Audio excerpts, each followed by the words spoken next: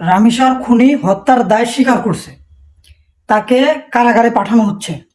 আমার প্রশ্ন হইল, সে হত্যার দায় স্বীকার করলো, সে হত্যার দায় স্বীকার করছে, সে খুন করছে, সে এই ধর্ষণ করছে, তাকে আপনারা কারাগারে পাঠাচ্ছেন কেন? তাকে আপনারা কি কারণে কারাগারে পাঠাচ্ছেন?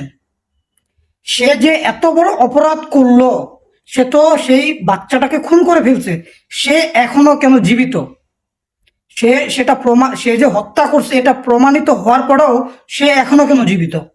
যখন সে স্বীকার করলো সে হত্যা করছে, ধর্ষণ করছে, তার সাজা আধা ঘন্টার মধ্যে হওয়া উচিত ছিল, প্রকাশ্যে তার ফাঁসি হওয়া উচিত ছিল।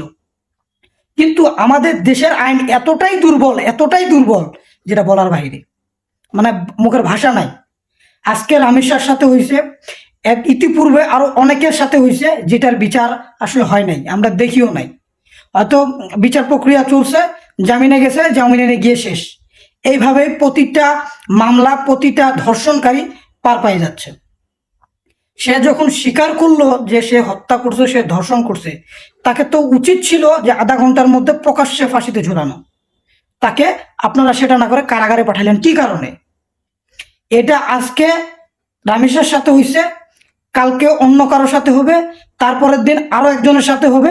ঠিক আছে, এটা চলমান থাকবে যদি এখনই শক্ত কোনো পদক্ষেপ আপনারা না নেন। ভিডিওটা বেশি বেশি করে শেয়ার করবেন এবং কি আওয়াজ তুলেন, যেন এই কুলাঙ্গারের ফাঁসি প্রকাশ্যে হয়, এর শাস্তি দেখে বাকিরা যেন এমন অপরাধ করা থেকে বিরত থাকে, অন্তত হাজারবার ভাবে যে আমি কি করতেছি।